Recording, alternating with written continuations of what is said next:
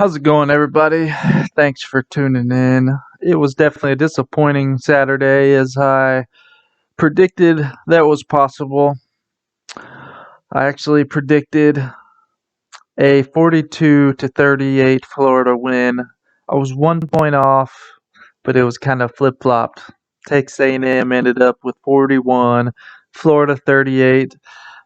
It definitely ended up to be the type of game that I thought it would be, very high scoring. I figured it could come down to what team had the ball last, and Florida had a chance to do that. Could have had the ball last about 4 minutes ago. We had just started running the ball, try to milk the clock, and not leave Texas A&M with too much time.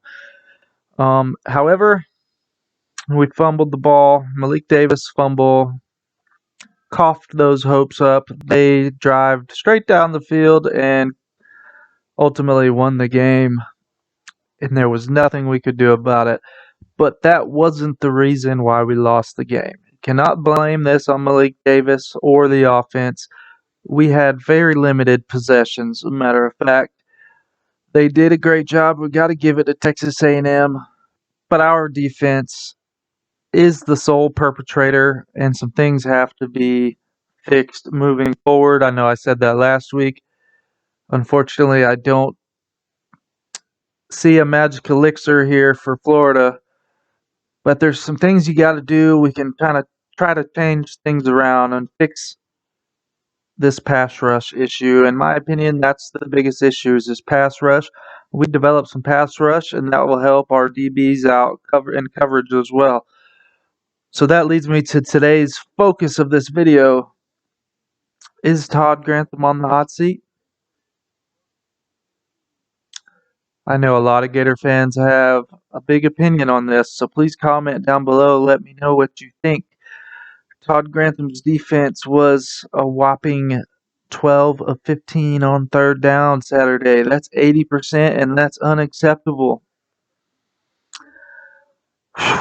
But it's not just the third down defense that's our problem. We are horrible on first and second down as well.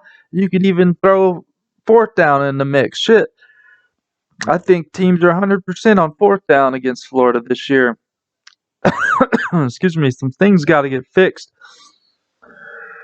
That's the question of the day. Is Todd Grantham on the hot seat? Please let me know. If you ask me, I think we should go hire Dan Quinn from the Falcons, who just got fired last Sunday. But also, we're not going to make a move like this in 3 games into the season. That's just not going to happen. So we got to make some personnel changes, as Mullen said he was going to do. But that percentage has got to improve each week. If we can improve by like 15% even and get that percentage to 65%, that's going to be a must in order to beat LSU, because they have a great offense coming in here as well. It's kind of the battle of two equal teams here. 2 teams with a good offense and 2 teams with a horrible defense. The next question is Todd Grantham's system too complex for these guys? They look like they're out of position, don't know what they're doing. I mean, we got some talented guys, but they're just out of position and lost. All the time lost, blown assignments, you name it. So maybe we should try to dumb it down a little bit too. And if you ask me, we should try some stunts up front. We're undersized. We need to do some stunts, confuse the offensive line a little bit, maybe even some delayed blitzes. That's not really what Grantham's known for. He just comes at you with that pressure. That's why they call him Dr. Pressure. But some delayed blitzes and some things that teams don't know that we have in our arsenal. That I don't even know if it's in our arsenal, but we need to put it there. I am tired of seeing this defense play. I don't like shootouts every week. If that happens, we're going to end up with at least 2-3 losses throughout the year, and we're definitely not beating Georgia like that. It's like I said earlier, it's not all Todd Grantham's fault, though. Eventually, you got to put some of the blame on the players. They got to step up and become leaders of this team. Todd Grantham tried man blitz, zone blitz. He tried a lot of different things after reviewing this film, and they had an answer for all of it. So, like I said, hats off to Texas A&M. They came in here with a game plan. They had an average quarterback, and our defense made them look like a Heisman contender.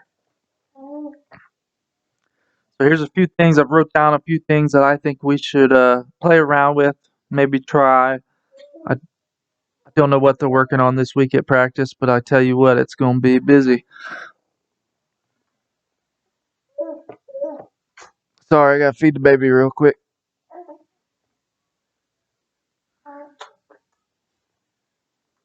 Anyways, I think we need to move Cox back to the buck position. Use Diabate as more of an edge rush guy, kind of like they did last year where he was effective.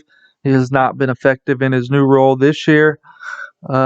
Maybe even swap them in and out, both those guys at the buck position. Slide Bernie over to star, play a little safety. Just figure out a new role for Bernie. He's kind of small for a linebacker, if you ask me, anyways. I think he would be great for a run support in the star position and maybe rotate in Trevez Johnson when it's a known passing down. When you know they're going to throw the ball, bring in Johnson for Bernie at the star. Also, move Zachary Carter back to defensive end. That's more his natural position. I know Mullen said we're working on cross training all year long, but it's clearly not working. This new lineup they got simply isn't doing the job. So move Carter back to defensive end, which would then make Dexter a starter. He's a little bit bigger body, more of a natural defensive tackle. Anyways, that promotes Dexter to starting. You also that means you're gonna have to promote these young guys, Princely, Maine England, Lamar Goods, Jalen Humphreys to rotate in with Dexter. Let's see. So yeah, like I said, bring in the freshmen and removing Bernie from linebacker and Diabate. That means you're gonna have to give guys like Tyron Hopper and Derek Wingo a shot. I know they're young, but we're 3 games into the year. Hopefully they've been paying attention. What do we have to lose, coach? I mean, come on. Try the young guys out at that position. We're not getting productivity there anyways. Bring the young guys in both the D tackle and the linebacker spot, and that allows everyone else to play their natural spots. I think you would notice a hell of a change on this defense if we did something of the sort. There is a bit of a silver lining to all this for you guys that watch most of the games around the league. I'm sure you saw that Ole Miss put up 10 more points on Alabama than we allowed to Ole Miss, and that was a week 1 matchup where we had 0 tape on this offense of Ole Miss and Lane Kiffin's.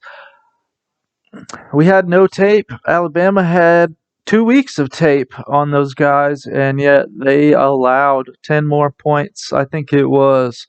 So that was kind of weird to watch. Maybe Florida's defense has a little bit of potential. Alabama has kind of taken a step back on defense as well. Or maybe that's just Lane Kiffin knowing some stuff about Nick Saban that everybody else doesn't know since he did work on that staff. Maybe he was able to exploit something. I guess the more we go on into the season, the more we'll find out. But it's kind of strange to me that the SEC now looks like we traded places with the Pac-12. It's like the Pac-12 guys came over here or something. Now we play high potency offense and no defense overnight. Like over 1 year now, the SEC looks a lot like the Pac-12. That's just strange to me. It's a weird year. Anyways, Todd Grantham, you are on the hot seat, my man. It's time you figure it out and figure it out fast. These Gator fans are frustrated and they're going to be calling for your head by the end of the year. Matter of fact, most are already calling for your head right now. So figure it out. Your job depends on it. Gator fans are frustrated, as you should be, because for a decade now we have had stout defense, and the defense is what's kept us in these ball games, and we've been begging for offense. The one year we get it exactly what we wish for, we get a great championship caliber offense, and now our defense hasn't just taken a dip, it has dropped off a cliff, and it's nowhere to be found. We have one interception on the year, and that's from a damn defensive tackle. That's unacceptable. We are almost dead last in total defense. That is not up to the Gator standard. Um, Florida fans have every right to be pissed off, as am I. We need to figure this shit out. It's it's a crazy year, isn't it, guys? 2020 is just, it's been exactly that. If you would have told me before the season started that we were going to have this kind of production from our offense, but yet we lose 2 or 3 games, I wouldn't have believed you. It's just nuts. It's hard to wrap your head around.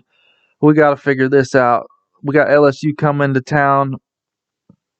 I might cover that in a second, do a little preview show, or I might do its own separate video.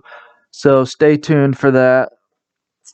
That's pretty much all I can think of to cover in this short video, guys. So hopefully we can move forward and get better on defense for Saturday. LSU is no joke on offense. I expect it to be another shootout. Hopefully not. Hopefully we can get some stops. We'll see. If you liked today's video, please remember to hit the like button down below, share, and subscribe for all the latest Gator news all year long. From recruiting to matchup previews, post-game highlights, and much more.